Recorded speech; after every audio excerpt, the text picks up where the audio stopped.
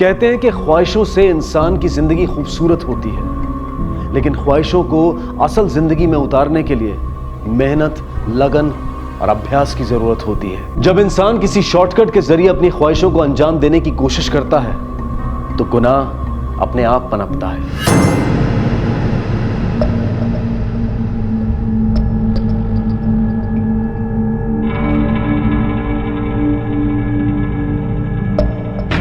कोण आहे? मी मदन. कशी आहेस मावशी? हा, तब्येत बरी आहे ना?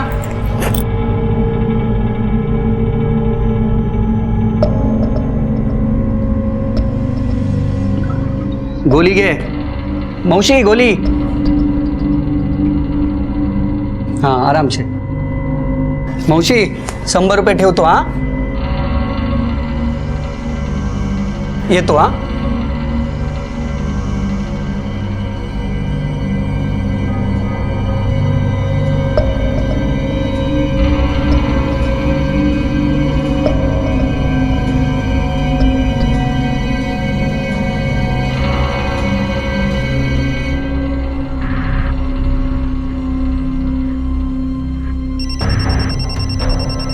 अरे तू फोन लाई है क्या? मैं तो फोन नहीं लाई. तो मेरा भी नहीं बज रहा है. तो किसका बज रहा है?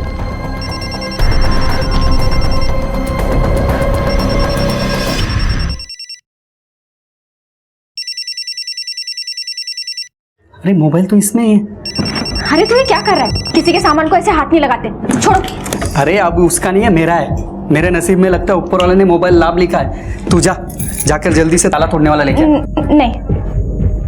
अरे तुला सांगितलं ना, तू जा ना लवकर. जा तू जा.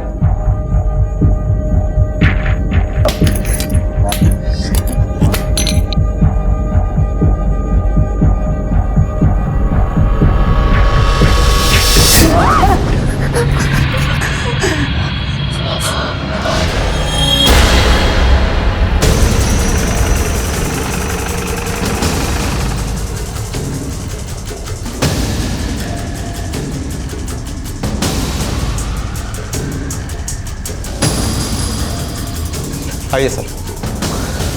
सर इसी बैग में इस लड़की की लाश मिली है.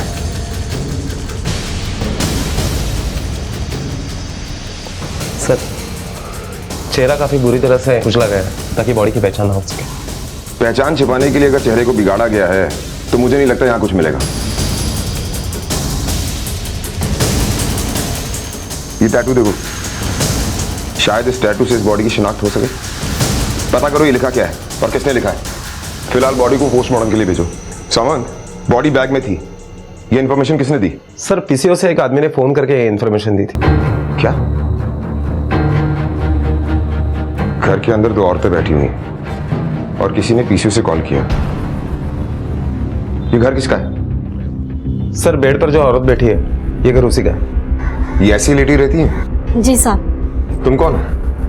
साहब मैं संगीता, यहाँ काम करने के लिए आती हूँ. रोज सुबह में झाड़ू पोछा बर्तन करती हूँ. इस घर में और कौन कौन रहता है? इनके परिवार में से कोई? साहब मौसी बिल्कुल अकेले है. इनका एक बेटा था ना, वो कुछ साल पहले ट्रेन एक्सीडेंट में मर गया, तब से अकेले है. इनकी हालत अच्छी थी ना, तब अच्छे से चलती फिरती थी, लेकिन इनको जब से लकवा मारा है ना, तब से ऐसे बिस्तर पर पड़ी है. साहब मैं जब सुबह आई ना काम पर, तब तो ये बैग नहीं था. नहीं था मतलब? इन्हें लकवा मारा हुआ है, ठीक नहीं है ये, तो बैग कहाँ से आया? साहब अब घर में इतने लोग आते जाते हैं, क्या मालूम किसने रखा है. क्या आप बता सकती हैं कि इस घर में कौन कौन आया था? प्लीज याद करने की कोशिश कीजिए. लाश मिली है आपके घर में, खून हुआ है. याद करके बताइए कि कौन आया था आपके घर में. याद नहीं है. कुछ लोग आते हैं, दवाई पैसे देते हैं. मैं तो दवाई खा के सोई थी. मौसी को तो बहुत ही बुरा हाल है साहब. एक तो उम्र, ऊपर से ये बीमारी. अब तो उनकी याददाश्त भी कमजोर होती जा रही है. बहुत ही मुश्किल से पहचानती है किसी को. हाँ सर, एक्चुअली हम भी काफी टाइम से पूछताछ कर रहे हैं कि यहाँ पर कौन आया था, किसने ये बैग रखा, किसने देखा. सर इस लाश के बारे में जो इन्फॉर्मेशन करने वाला कॉल आया था वो पास वाली दुकान से ही आया था. तुमने दुकानदार से पूछा कि वो फोन किसने किया था? नहीं सर, उसका कहना है कि पीसीओ काफ़ी लोग आते जाते हैं। सामान, इस घर की अच्छी तरह से तलाशी ली, कुछ मिला? हाँ सर, टेबल पर कुछ दवाइयाँ है और एक 100 रुपये का नोट, उसके अलावा कुछ भी नहीं मिला। साहब मौसी की दवाई तो मदन लेके आता है। मदन? सर यही मदन है, इसी ने पीसीओ से फ़ोन किया था। पीसीओ के ऑनर ने इसकी पहचान की है। क्यों बे, बड़े अजीब आदमी हो। पहले तो लड़की का खून करता है और उसके बाद पुलिस को खुद ही इन्फॉर्म करता है। हाँ, मैंने फ़ोन किया था साहब, पर खून नहीं किया था। मैं तो बस मौसी को दवाई देने गया था। अच्छा, दवा देने के लिए अंदर पड़े हुए बैग को खोलने की क्या जरूरत थी? मुझे लगा कि इतना बड़ा बैग है, क्या मालूम कुछ पैसे वैसे मिल जाए। सर पीसीओ के ऑनर ने बताया कि ये अकेला नहीं था, इसके साथ एक औरत भी थी। वो मेरी बीवी है साहब। मैं सब 2 कमरे वाले घर में रहता हूँ साहब, रहने वाले 12 लोग, 1 मिनट भी अकेला रहने को नहीं मिलता साहब। इसलिए मैं कभी कभी अंजलि को उधर बुलाता था, और आज भी बुलाया था साहब, लेकिन उसके पहले मैंने वो देख लिया लाश। अच्छा एक बात बताओ, ये तुम्हारी पड़ोसी शशिकला मौसी के घर पर कौन कौन आते जाते रहता है? साहब कोई 4-5 लोग हैं जो अक्सर आते जाते हैं, और सर उन सब लोगों को शशिकला मौसी ने डुप्लीकेट चाबी भी बना के दी है। मजबूरी है साहब उसके पास कमाने का जरिया नहीं था ना, इसलिए उसने अंदर वाला कमरा यूज़ करने के लिए दिया था। कोई उसे गोदाम बनाता था तो कोई उसे अपने काम के लिए यूज़ करता था। महाराष्ट्र मुंबई के ओशिवरा इलाके की एक चौल में रहने वाली बीमार और वृद्ध महिला शशिकला के यहाँ एक बैग में मिली लाश ने सबके होश उड़ा दिए। लाश का चेहरा कातिल ने इस कदर बिगाड़ दिया था कि उसकी पहचान करवाना पुलिस के लिए एक चुनौती थी। सर ये पोस्टमार्टम लो। ठीक है तुम जाओ। सावन, रिपोर्ट के हिसाब से किसी नोकीली चीज से पेट में बार बार वार किया गया, इसी वजह से उसकी मौत हुई है। मौत का टाइम है 2 से 4 बजे के बीच। हाँ सर, हमने इस टैटू के बारे में इंक्वायरी की, ये एक मंत्र है। सावन, हमें सबसे पहले 2 काम करने होंगे। पहला काम, इस मंत्र की कहानी के बारे में जानना होगा। दूसरा काम ये कि शशिकला के घर में कौन आता जाता है, उसके बारे में सारी इंफॉर्मेशन इकट्ठी करनी होगी। क्या शशिकला इस लड़की को जानती थी? क्या इस कत्ल से उसका कोई वास्ता था? क्या वाकई में शशिकला को नहीं पता था कि उसके घर में एक लाश है, या फिर किसी ने शशिकला की इस हालत का फायदा उठाया था? कौन था वो जिसने इस लाश को यहाँ रखा था, और ये लड़की कौन थी? क्यों कातिल ने इसे मारा था, और शशिकला के घर पर रखने का मकसद क्या था? ऐसे अनगिनत सवाल थे जिनके जवाब अब पुलिस को ढूंढने थे। सर मदन सच बोल रहा है, उसके साथ जो औरत थी उसकी बीवी ही। ठीक है, तुम जाओ। Okay sir.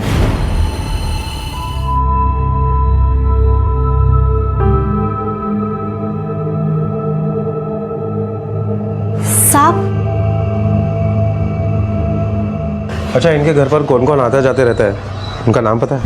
साहब, एक तो मदन आता है जो मौसी की दवाई लाता है, और उसी के बहाने उसके साथ का हमें पता है, तुम बाकी लोगों के बारे में बताओ। साहब एक मंजूर सेठ है, वो अपना माल रखने के लिए इधर आता है। दूसरी तो मैं हूँ साहब, जो इधर काम करती हूँ।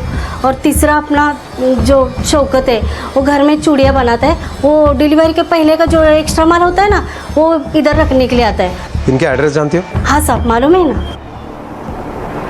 सर ये जो लड़की के हाथ पे टैटू है, वो माँ आशापुरा का मंत्र है, जो अक्सर नज़र से बचने के लिए या मन्नत पूरी होने पर गुंदवाना पड़ता है। ठीक है। Okay sir. सर पता चला है कि शशिकला के घर पर संगीता, मदन, मंजुल और शौकत, ये लोग आते जाते हैं। सावन, I am very sure in चारों में से कोई एक है जिसने इस खून को अंजाम दिया है। इन चारों की कुंडली निकालो। और दूसरी बात ये कि मुंबई में जितने भी आशापुरा माता जी के मंदिर हैं, सबकी डिटेल्स निकलवाओ, पता करो ये मंत्र गूंजने वाले किस किस मंदिर में बैठते हैं। इस मंदिर में हाथ पर गूंजने वाला कोई बैठता है क्या? इस मंदिर में हाथ पर गोदने वाला कोई नहीं बैठता है साहब।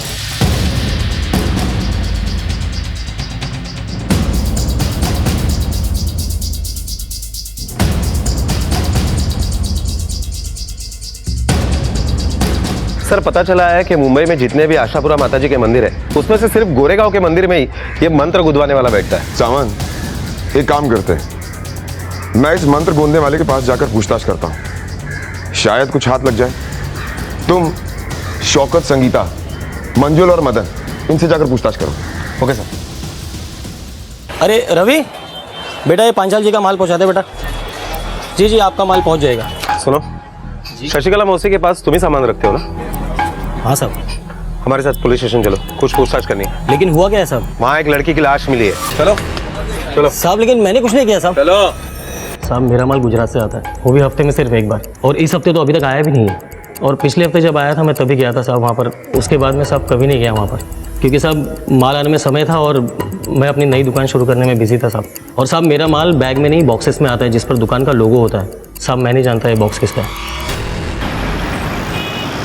पंडित जी, इस मंदिर में मन्नत पूरी होने पर हाथ गुंदवाने की प्रथा है ना? हाँ साहब, ये प्रथा बस इसी मंदिर में है। आप बता सकते हैं कि हाथ गूंदने वाला कहाँ मिलेगा? सर मंजूर सही बोल रहा था। इंक्वायरी में ये पता चला कि वाकई वो एक हफ्ते पहले से शशिकला मौसी के घर पे नहीं गया था। चौल ने भी उसे आते जाते हुए नहीं देखा सर। और सर वाकई वो अपनी नई दुकान की तैयारी में लगा हुआ है। कुछ भी हाथ नहीं लगा, इसका मतलब है जिसने भी ये कत्ल किया है वो हमारे साथ स्मार्ट प्ले कर रहा है। फिलहाल तो इसे यहाँ पर बिठाने का हमारे पास कोई रीजन नहीं है, इसे छोड़ दो। और हाँ, इसके पीछे हमारे खबरी लगा देना। Okay sir. ध्यान से देखो इसे। ये मंत्र तुमने गूंदा था? हाँ साहब, एक लड़की के हाथ पर यह मंत्र मैंने ही गूंदा था, पर यह तो 7-8 महीने पुरानी बात है। इतनी पुरानी बात तुम्हें अभी तक याद है? वो इसलिए साहब कि आम तौर पर लोग अपने हाथ पर भगवान की फोटो या नाम लिखवाते हैं, पर उस लड़की ने खास तौर पे ये मंत्र अपने हाथ पर लिखवाया था। उस लड़की का नाम बताया तुम्हारे पास? नाम पता तो नहीं मालूम साहब, पर हाँ याद आया, वो अपना बैग यहाँ भूल गई थी। वो बैग मैंने मंदिर के ऑफिस में जमा करवा दिया था। अगर आप मंदिर का रजिस्टर चेक करें तो शायद उसका नाम और पता आपको मिल सकता है।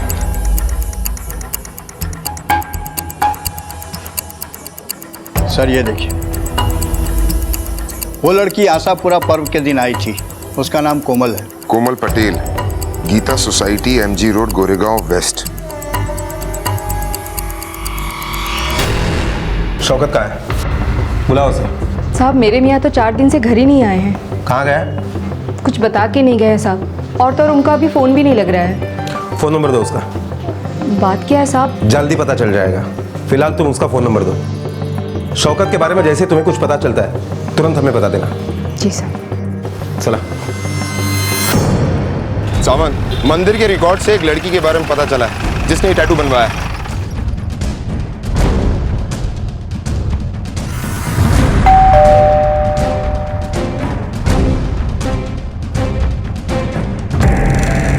कोमल पटेल?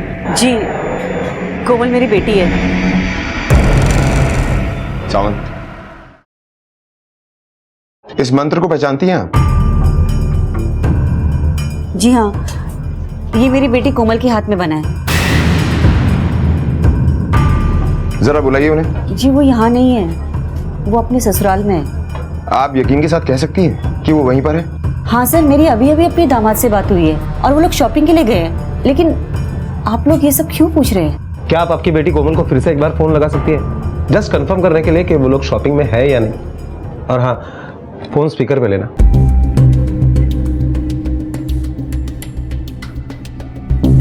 आपके द्वारा डायल किया हुआ नंबर अभी बंद है।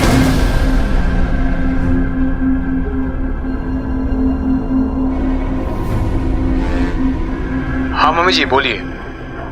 हेलो बेटे हितेश, कहाँ हो तुम? कोमल का फोन नहीं लग रहा है, कहाँ है वो? मम्मी जी हम लोग मॉल आए हैं, वो वॉशरूम गई है, शायद नेटवर्क का प्रॉब्लम होगा इसलिए नहीं लग रहा होगा। आप मुझे बताइए ना क्या बात है, मैं उसे मैसेज दे दूंगा। नहीं नहीं बेटा, कोई बात नहीं, तुम लोग शॉपिंग करो, मैं बाद में बात करती हूँ। ओके मम्मी जी ठीक है, मैं आपको थोड़ी देर में बात कराता हूँ। आपसे एक रिक्वेस्ट है, अपनी बेटी और दामाद का नंबर और उनका एड्रेस दे सकती हैं आप? जी।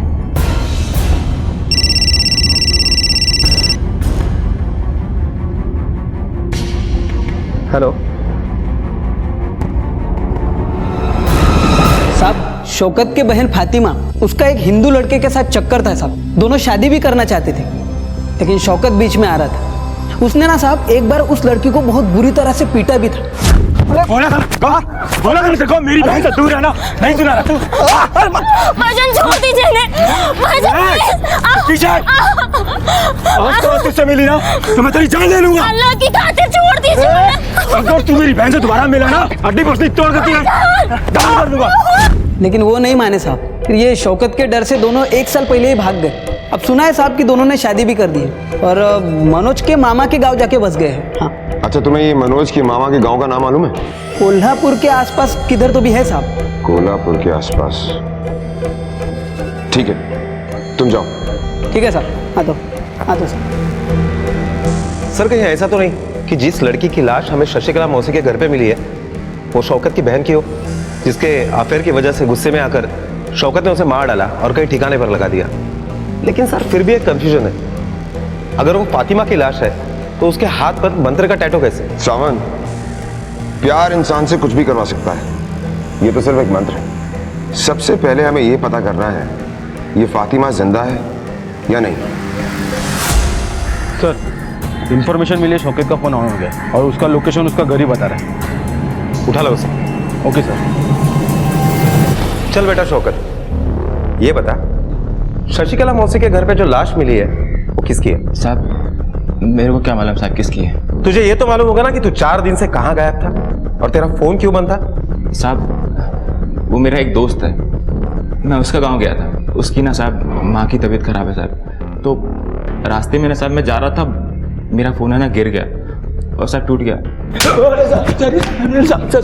देख ज्यादा चालाक बनने की कोशिश मत कर, क्योंकि हमें पता है कि तूने फातिमा और मनोज को जान से मारने की धमकी दी थी और जब उन लोगों ने तेरी बात नहीं मानी तो तूने फातिमा का कत्ल किया और उसकी डेड बॉडी शशिकला मौसी के घर पे छुपा दी, है ना? साहब मैं क्यों उसे मारूंगा साहब?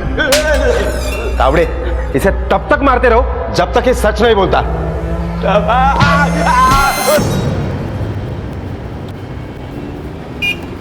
सुनिए, महेश जगताप का घर कौन सा है? हाँ ये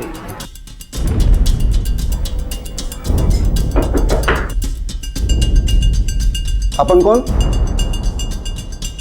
मुंबई पुलिस। क्या जरा साहब? आप मनोज के मामा मामी है ना? हाँ सर।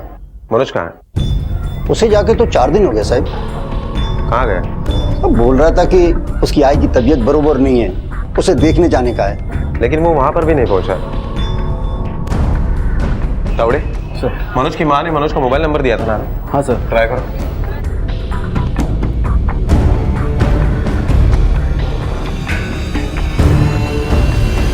सर फोन बंद आ रहा है। ठीक है, ठीक है, चल।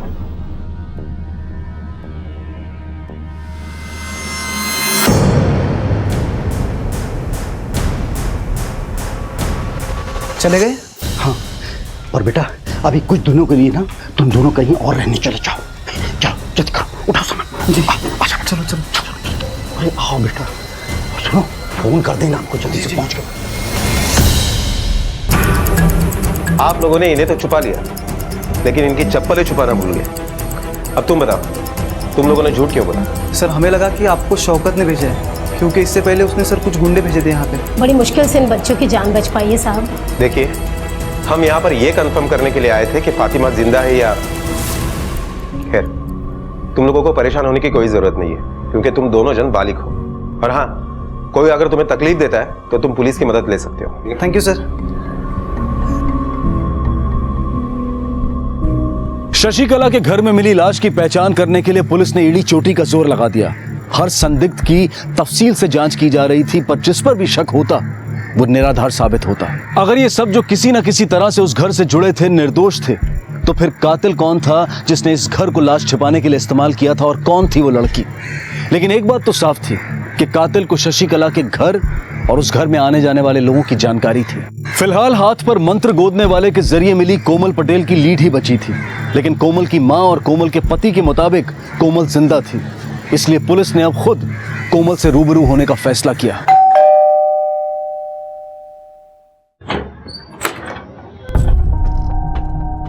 हाँ जी। कोमल कहाँ है? बुलाइए उन्हें, उनसे कुछ पूछताछ करनी है हमें। कोमल तो 3 दिन से गायब है। लेकिन कल ही तुमने उसके माँ को बताया कि वो तुम्हारे साथ शॉपिंग करने गई थी। हाँ, इसलिए क्योंकि मम्मी जी हार्ट पेशेंट है। अगर मैं उनको सच कहता तो उनको धक्का लग सकता था, इसलिए झूठ बोलना पड़ा मुझे। कंप्लेंट की है आपने? जी सर। सावंत, जिस पुलिस स्टेशन में कंप्लेंट लिखवाई गई वहां से उसकी कॉपी मंगवा, और आज तक जितनी भी तहकीकात हुई है इस केस की उसकी रिपोर्ट भी मंगवा। Okay sir. फिलहाल आप लोगों को हमारे साथ चलना होगा।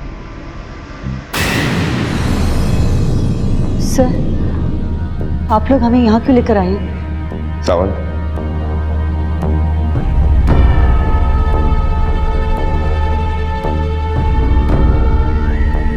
इस टैटू को पहचानती हैं आप?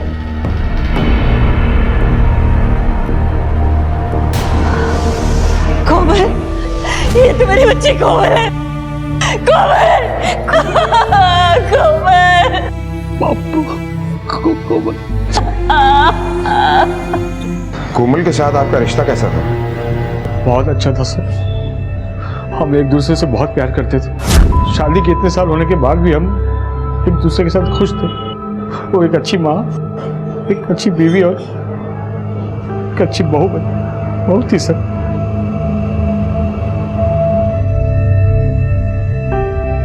अच्छा ये बताइए कि कोमल के साथ आपका कोई झगड़ा हुआ था क्या? पति पत्नी के बीच में ऐसे छोटे मोटे झगड़े होते रहते हैं सर, लेकिन ऐसा कभी कोई सीरियस वाला नहीं हुआ सर। साहब क्या बताऊं, कोमल के साथ किसी की दुश्मनी हो या झगड़ा, ये तो मैं सोच भी नहीं सकती। वो तो बस सुबह से घर का सारा काम करती थी और फिर दुकान पे जाती थी। हाँ पटेल सर, हाँ अभी आपका माल भेज रही हूँ।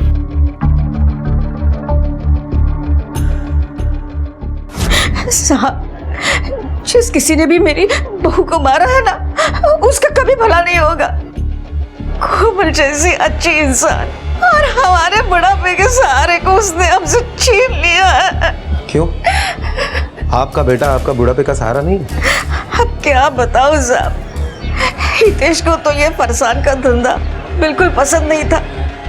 उसे दुकान पे बैठना भी अच्छा नहीं लगता था, इसलिए बेचारी यही रोज जाकर वहां बैठती थी। साहब, संभालती नहीं तो क्या करती, क्योंकि वो समझ गई थी कि हितेश तो बस लाटसा बनकर घूमेगा। हितेश को शेयर मार्केट और लॉटरी की इतनी बुरी लत लगी थी कि कोमल से जब देखो पैसे मांगता रहता था। क्या मिलेगा ये फरसन की दुकान से?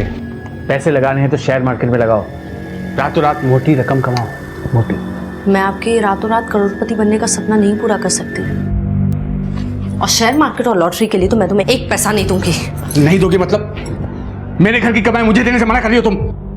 हाँ मना कर रही हूँ, क्योंकि मेहनत की कमाई है, ऐसे ही लुटाने के लिए नहीं है। ठीक है, एक आखिरी बार दे दो, आगे से मत देना। देखो 1 का 10 मिलेगा, सारा कर्जा छूटा हो जाएगा, देखना। यही बोल के आपने मुझे हर बार बेवकूफ बनाया है, पर अपने कोमल, पैसे तो मैं लेकर ही जाऊंगा। अरे ये क्या कर रहे हो तुम? अरे ये क्या कर रहे हो तुम? छोड़ो छोड़ो छोड़ो, क्या कर रहे हो तुम? पैसे लेकर ही जाऊंगा। ये आप कैसी बात कर रहे हैं सर? हाँ मैं मानता हूं कि मुझे शेयर मार्केट की लत थी। इसका मतलब ये नहीं कि मैं अपनी बीवी का खून कर सकता हूं। आप लोगों के यहाँ आने से पहले मैं यही उम्मीद लगा बैठा था कि वो मिल जाएगी, लेकिन मैं ये कभी नहीं सोच सकता था कि उसके साथ ऐसा कुछ हो सकता है। पिछले 4 दिन से शेयर मार्केट के उतार चढ़ाव के कारण मैं एक स्टॉक मार्केट में एक ब्रोकर के पास बैठा था ताकि कुछ पैसे कमाऊं, उसको दिखाऊं, पर जिसे मैं कुछ दिखाना चाहता था उसी की कब्र लिखवाना पड़ा मुझे। और अब तो पता चला कि वो। मिस्टर हितेश, मुजरिम अक्सर नए नए तरीके यूज करता है पुलिस को गुमराह करने के लिए, लेकिन कहीं ना कहीं वो गलती जरूर करता है। कोमल का खून तुमने किया है चाहे किसी ने भी किया हो, बहुत जल्द पकड़ा जाएगा। सर ये वो मिसिंग कंप्लेंट की कॉपी है जो कोमल के ससुराल वालों ने लिखवाई थी। सिर्फ कंप्लेंट की कॉपी? कोई लीड नहीं मिली? नहीं सर, दरअसल उन लोगों ने अभी इस केस की तहकीकात शुरू की थी, लेकिन ये केस अभी हमारे पास है। सामंत, हितेश का इस मर्डर केस से कोई ना कोई कनेक्शन जरूर है। कोमल के मर्डर वाले दिन की हितेश की मोबाइल लोकेशन निकालो और साथ ही साथ उसके पिछले 6 महीने के कॉल रिकॉर्ड्स भी निकलवाओ, और हमें एक बार उनके पड़ोसियों से पूछताछ करनी होगी। हो सकता है जो बात परिवार वाले छिपा रहे हैं वो पड़ोसियों से पता चल जाए। सामंत, तुम उसके पड़ोसियों से पूछताछ करो, तब तक मैं शशिकला के पास जाकर कोमल के बारे में पूछताछ करता हूँ। इस तस्वीर को ध्यान से देखिए, याद करने की कोशिश कीजिए कि आप इस लड़की को पहचानती हैं।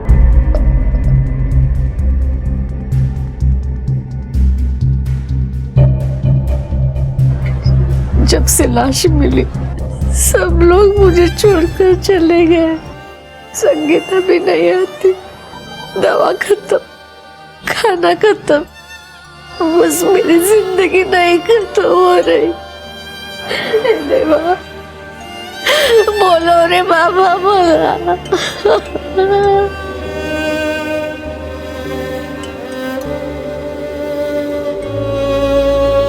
ये आपकी दवा का पर्चा है। मंसूड़े, ये लो, इनकी दवा और कुछ खाने पीने की चीजें लेकर आओ। जी सर।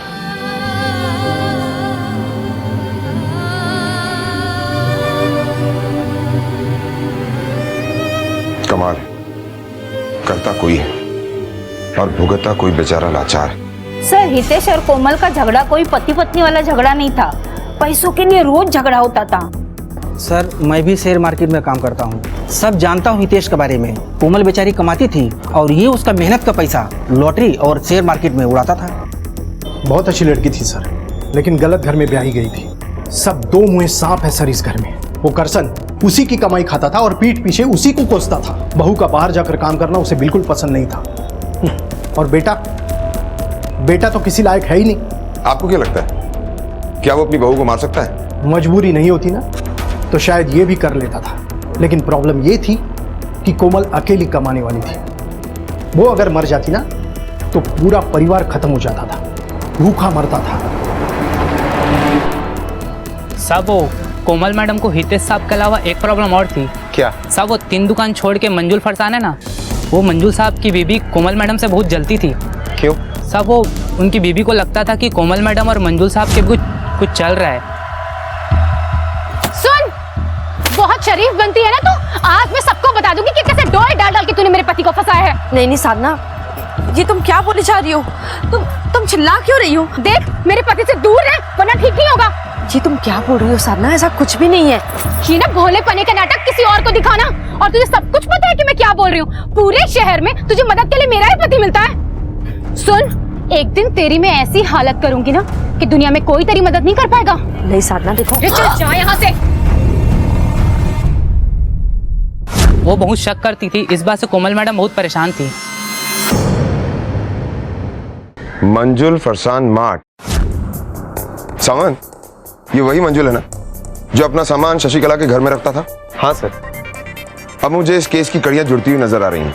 सर, ये हितेश के कॉल रिकॉर्ड और मोबाइल लोकेशन। सर, हितेश के मोबाइल के लोकेशन के रिकॉर्ड के मुताबिक जिस दिन कोमल का कत्ल हुआ उस दिन वो पूरा दिन शेयर मार्केट में ही था। सावंत, ये भी हो सकता है कि जो कुछ भी हमें दिखाया या सुनाया जा रहा है हितेश अपने आप को सेफ जोन में रखकर कर रहा हो। फिलहाल एक काम करते हैं, तुम हितेश के बारे में जाकर सारी इंफॉर्मेशन निकालो, मैं उसके बाप करसन से बात करता हूँ। ठीक है सर। तुम्हारी उम्र हो चुकी है, तुम्हारा बेटा फरसान की दुकान पर बैठने में बिल्कुल इंटरेस्टेड नहीं है और तुम चाहते ही नहीं थे कि तुम्हारी बहू दुकान पर बैठे। कहीं ऐसा तो नहीं कि अपनी झूठी आन बान शान के लिए अपनी बहू को ही मार दिया तुमने? साहब, मैं मानता हूं कि मुझे उसका काम करना पसंद नहीं था, रिश्तेदार ताने देते थे, बुरा लगता था, लेकिन साहब मैं ये भी जानता था कि वो काम करती है तो हमारा घर चलता है। वो बेटे का फर्ज अदा कर रही थी और ये सब कुछ जानते हो मैं उसे कैसे मार सकता हूँ साहब? कोमल और तेरे बीच में अफेयर था ना, फिर क्यों मारा उसे? सर, मैंने नहीं मारा कोमल को, और सर कोमल के और मेरे बीच में ऐसा कुछ भी नहीं था साहब। बल्कि मुझे तो आपसे पता चल रहा है कि वो जो लाश मिली थी वो कोमल की थी साहब। अभी भी झूठ बोल रहा है, लेकिन अब सच बोलेगा। कोमल और तेरे बीच में अफेयर था, वो अपने पति हितेश से परेशान थी और तुझसे शादी करने की बात की होगी जो तेरे लिए पॉसिबल नहीं था, और इसीलिए अपने रास्ते से हटाने के लिए तूने उसे मार दिया होगा। नहीं साहब, ऐसा कुछ भी नहीं है, बल्कि कोमल तो ऐसी औरत ही नहीं जो किसी से चक्कर चलाए साहब। मैं सच बोल रहा साहब, मैंने नहीं मारा कोमल को साहब। सर, मैं मानती हूँ कि मुझे कोमल से प्रॉब्लम थी, मगर इतनी भी नहीं कि मैं उसकी जान ही ले लूं। देखिए, शक का कीड़ा इतनी आसानी से शांत नहीं होता। ये ऐसा कीड़ा है जो इंसान से कुछ भी करवा सकता है। 15 तारीख 2 से 4 के बीच जब कोमल का खून हुआ, कहाँ थी आप? सर उस दिन मेरी मौसी की बेटी की गोद भराई थी तो वहीं गई थी। सर कोमल का फोन अभी अभी ऑन हुआ है परेल में। सावंत एग्जैक्ट लोकेशन पता करो कि वो फोन वहां पहुंचा कैसे। Okay sir.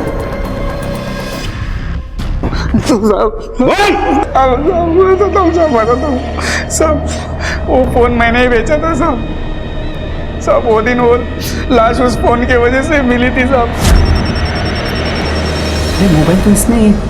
मुझे लगा कि मरने वाली मर गई, अब वो फोन का क्या करेगी, और मुझे लालच आ गया इसलिए मैं आपको नहीं बताया साहब। अरे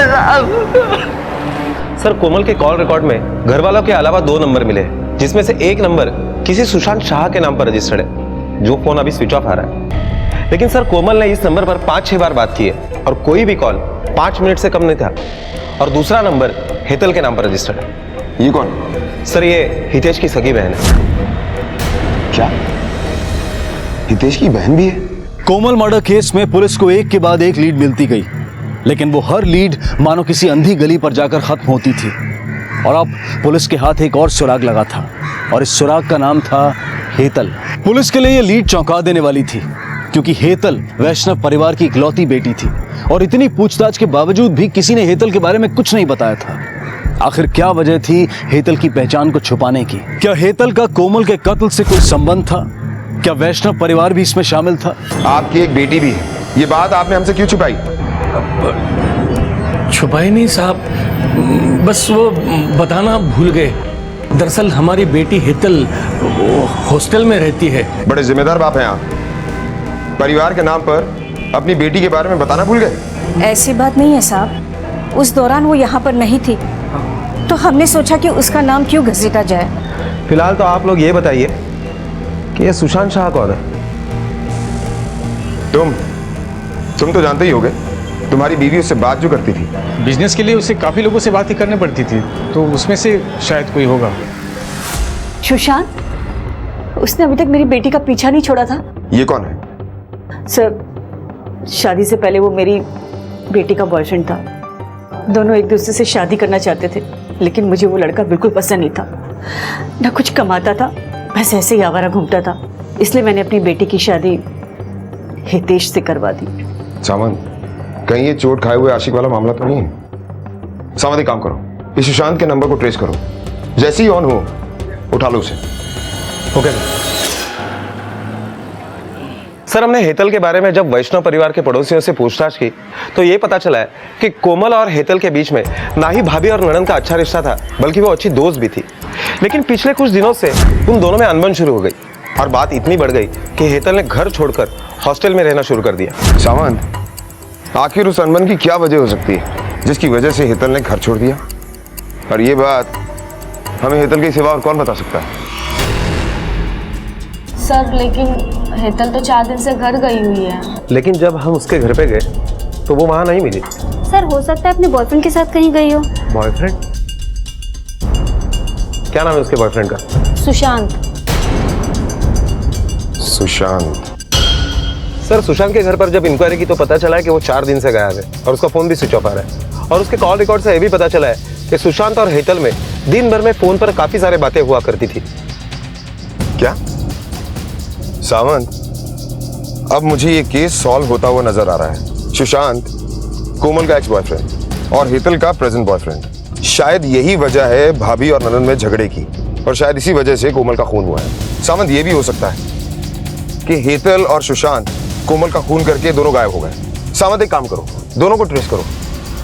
अगर एक भी मिल गया तो दूसरा अपने आप मिल जाएगा। ओके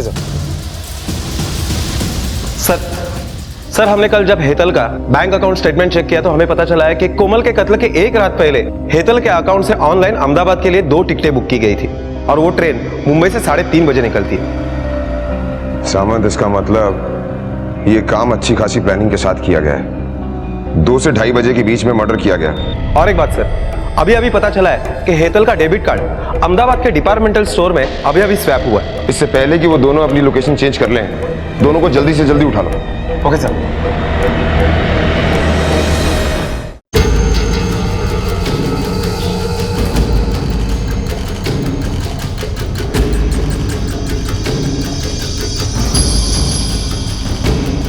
इस लड़की को पहचानते हो? हाँ सर, ये तो हेतल मैडम है, सामने वाले बिल्डिंग में सेकंड फ्लोर पे रहती है।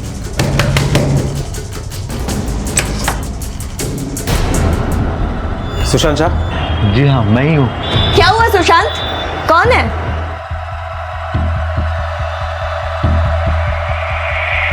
बताओ, क्यों मारा कोमल को? क्या भाभी का खून हो गया? लेकिन कैसे? हे, ये नाटक बंद करो और सच बोलो, क्योंकि तुम्हारे खिलाफ हमारे पास काफी सबूत है। सर लेकिन हम ऐसा करेंगे क्यों? क्योंकि तुम कोमल से बदला लेना चाहते थे। वो तुम्हारी एक्स गर्लफ्रेंड थी, तुम्हें छोड़कर उसने हितेश से शादी कर ली, फिर तुमने इसे फंसा लिया और दोनों ने प्लानिंग करके उसे मार दिया। नहीं सर, ऐसा नहीं है। माना कि कोमल की माँ ने हम दोनों को अलग करवाया था और हितेश से शादी करवाई थी। मैं बहुत अपसेट था, लेकिन बाद में मुझे कोमल की माँ की बात समझ आ गई थी। सर अभी मैं अच्छा कमा रहा हूँ, कंप्यूटर इंस्टीट्यूट में पढ़ाता हूँ। हेतल मुझे वहीं पे मिली थी और हम दोनों एक दूसरे के करीब आए थे। सर मुझे तो पता भी नहीं था कि कोमल इसकी भाभी है। सर मैंने इसको मेरे पहले अफेयर के बारे में सब कुछ बता दिया था, लेकिन सर कोमल का मायके में नाम केतकी था, इसलिए इसको कुछ आइडिया नहीं हुआ सर। अच्छा, तो कोमल तक ये बात पहुंची कैसे? सर भाभी ने मेरे को एक दिन सुशांत के साथ देख लिया था।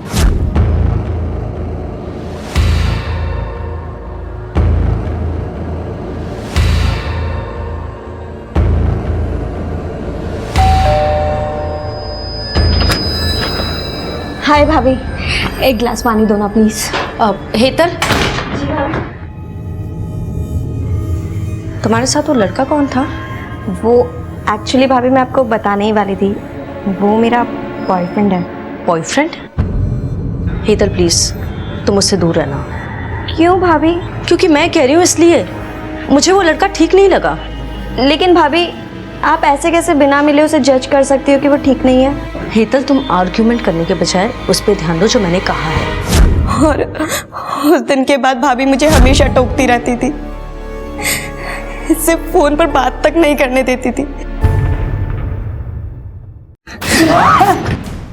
सर इसी बैग में इस लड़की की लाश मिली। इन्हें लकवा मारा हुआ है, ठीक नहीं है ये। तो बैग कहाँ से आया? कौन था वो जिसने इस लाश को यहाँ रखा था? वो मंजू साहब की बीबी कोमल मैडम से बहुत जलती थी। देख मेरे पति से दूर रह वरना ठीक नहीं होगा। जी तुम क्या बोल रही हो साधना, ऐसा कुछ भी नहीं है। और दूसरा नंबर हेतल के नाम पर रजिस्टर्ड है। ये कौन? सर ये हितेश की सगी बहन है। क्या?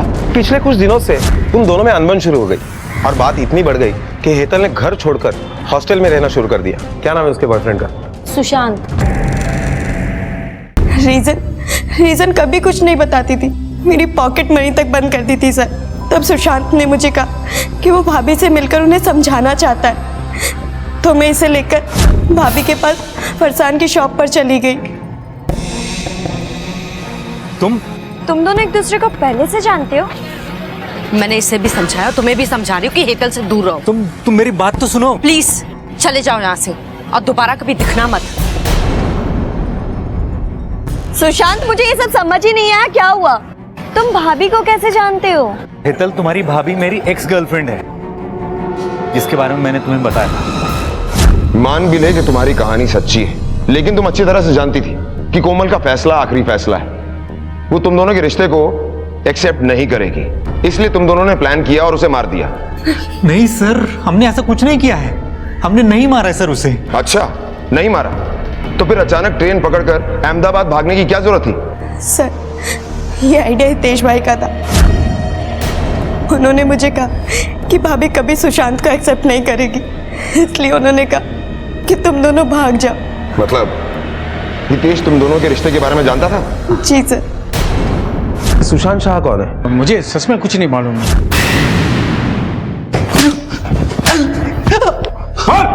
जिस लोकेशन पर कोमल का खून हुआ, हेतल और सुशांत वहां से बहुत दूर थे और हमें पूरा यकीन है ये खून तूने ही किया है, क्योंकि तू 15 तारीख को जानबूझकर अपना मोबाइल एक ब्रोकर के ऑफिस में छोड़कर चला गया था और 4 बजे वापस आया था। बोल क्यों मारा तूने कोमल को? सर क्यों मारा कोमल को? कोमल ने विरार में एक प्लॉट खरीदा था। सॉरी, मेरे घर की कमाई से अपने लिए एक जायदाद बनाएगी तू और मुझे पता नहीं चलेगा? चल प्लॉट के पेपर कहने और पैसे निकाल, जल्दी निकाल, नहीं तो तुझे आज ही मारूंगा मैं। नहीं दूंगी, मार दो मुझे, मारो। आपकी लत के पीछे मैं अपने घर को बर्बाद नहीं होने दूंगी। मेरे घर वाले नहीं, मेरे घर वाले, समझी? मेरा घर है और उसका ध्यान मैं रखूंगा। तो पैसे और पेपर्स निकाल। मेरे बहुत कोशिश करने के बाद भी ना उसने पैसे दिए ना पेपर्स। फिर हेतल से मुझे कोमल और सुशांत के बारे में पता चला। कोमल ने ये बात मुझसे छुपाई थी। मुझे बहुत गुस्सा आया था सर। फिर मैंने डिसाइड किया कि कोमल को मार के मैं सब कुछ हासिल कर लूंगा, बदला लूंगा उससे। मैं बस मौका ढूंढ रहा था सर, और एक दिन मैंने कोमल को मंजुल से बात करते सुना। अच्छा मंजुल जी, जी वो क्या है कि एक रिक्वेस्ट थी आपसे। वो क्या है कि मैंने कुछ माल ऑर्डर किया था, लेकिन ऑर्डर करने के बाद मुझे याद आया कि यहाँ पर तो रखने की जगह ही नहीं है। आपके पास कोई ऐसी जगह है जहाँ मैं अपना माल रख सकूँ? हाँ हाँ ज़रूर, मैं जहाँ रखता हूँ वहाँ माल रख सकते हैं। एक्चुअली शशिकला नाम की एक औरत है जिसका एक कमरा खाली पड़ा है। अच्छा, कुछ पैसे देकर वहाँ माल रखवा सकते हैं। उसकी चाबी मेरे पास है, मैं शाम को तुम्हें खोली दिखा देता हूँ। जी ठीक है, thank you so much. Most welcome. आपने मेरी मदद की, वरना मेरा माल सड़ जाता।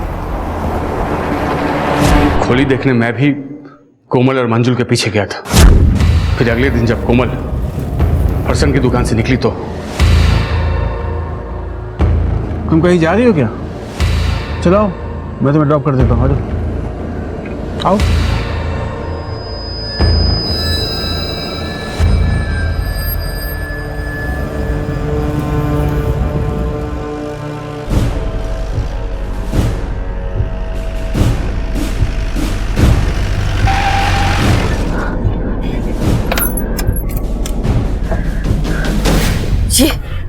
ये कौन सा रास्ता है और तुमने गाड़ी क्यों रोक दी? ये रास्ता सीधा ऊपर जाएगा। अगर तूने अब भी मुझे प्लॉट के पेपर्स और पैसे नहीं दिए तो नहीं दूंगी, नहीं दूंगी, मैं कभी नहीं दूंगी तुम्हें। जो करना है करो, नहीं दूंगी मैं।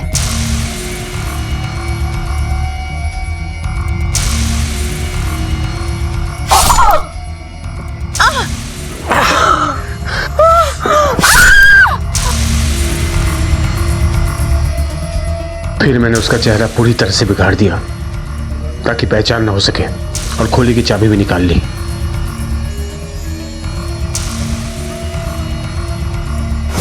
कोमल की लाश वाला सूटकेस मैंने वो खोली में रख दिया सर।